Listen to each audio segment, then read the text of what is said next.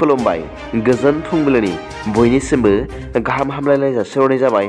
आसा खालामो नोंथांमोनहा गासैबो मोजाङैनो दं। बे समाव आं नोंथांमोननि सिगाङाव फुंबिलिनि मोननैसो रादाब लाना फैलायबाय। अन्नानै भिडिअखौ स्किप खालामाजासे जोबजासिम नायलांदो। दिनैनि फुंबिलिनि मोननैसो रादाबफोरा जाबाय।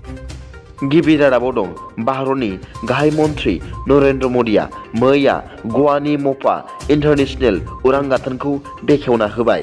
मख'नो गोनांदि बे उरां गाथोनखौ गासै 2870 कौटि राङाव लुफुंनो थाखाय थांनाय 2017 मायथाइनि नभेम्बर दानाव गाहाय मन्त्रि मदिया गावनि आखाइजोंनो अन्थाइ खाम्फा गायसनदोंमोन आरो 2 बोसोरनि उनाव म'पा उरां गाथोना मैया आबुं महर मोनबाय होनना मिथिनो मोन्दों। बेखौनो मैया बिथां गाहाय मन्थ्रिया गावनि आखाइजोंनो बेखेवनानै होयो।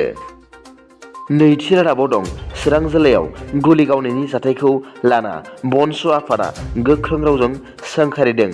मख'नो गोनांदि चिरां जिल्लानि सिङाव थानाय खुंग्रि दाखिनगाव गामिनि बेन्जामिन बसुमतारीखौ NGOनि मानसिफोरा गुलि गावनायनि जाथायखौ लानानै चिरां जिल्ला बनस' आफादा जाथायखौ बिजिरनो थाखाय सरकारखौ गोख्रों रावजों दाबि खालामदों। थामथि रादाबाव दं क'क्राझार जिल्ला एबसुनि 54थि बोसोरसालिया जथुम्मायाव मैया दुलाराय बर' फरायसा आफादनि आफादगिरि दिपेन बर'आ बाहागो लाना माखासे बनस' आफादनि सायाव खेंफोरथि होदों। बनस'आ राजखान्थि आवथायाव सोरजिजानाय मोनसे आफादसो।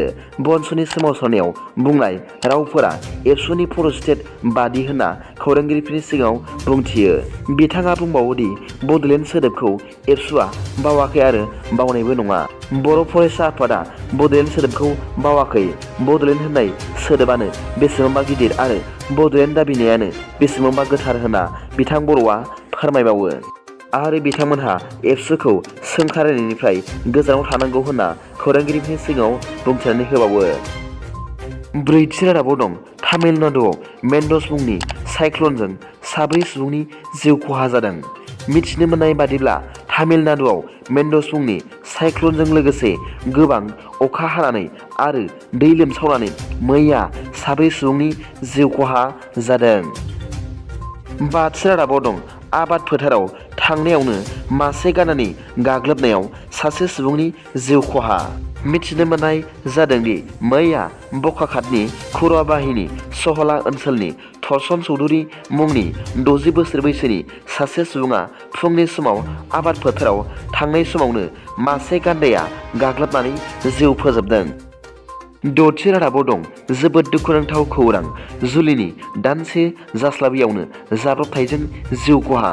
दुलाराय बर' फरायसा आफादनि सासे सांग्रां आरो गोख्रों बिबानगिरि आरो आथिखालाव मिरु एबसुआव लोगो हारिमु नेहाथारि महरै बिबान लानानै खामानि मावबाय थानाय मुस्रिमा कनिका बर' बिथाङा मैया मोनाबिलिनि 7 रिंगायाव बाक्सा जिल्लानि लोखि बाजार ओनसोलाव गारि जाब्रबथायजों जिउ गोमाबाय। स्निथि रादाबाव दं आसामनि सासे हिन्जावसाया हारिमुवारि बादायलायनायाव सनानि मेडेल देरहानो हादों। मिथिनो मोननाय जादोंदि आसामनि नगाव जिल्लानि तिस्ता कलिता मुंनि सासे हिन्जावसाया फरायसालिया हारिमुवारि थाखोनि स्टुडेन्टस एन्ड टिचार्स आर्ट 2022 आव देरहानानै सनानि मेडेल देरहानो हादों।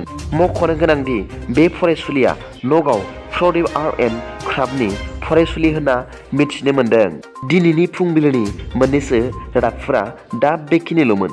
भिडिअखौ मोजां मोनदोंब्ला अन्नानै लाइक आरो साबस्क्राइब खालामनो दाबाव आरो बेल आइकनआवबो थुनानै ला जाहाथे आं गोदान निउस आपडेट लानानै फैब्ला नोंथांनियाव सिगांग्रो नटिफिकेसन सौहैयो।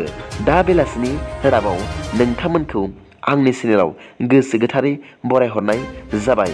गोजोन्थों। एसेनोसै। जै बर' हारिनि जै।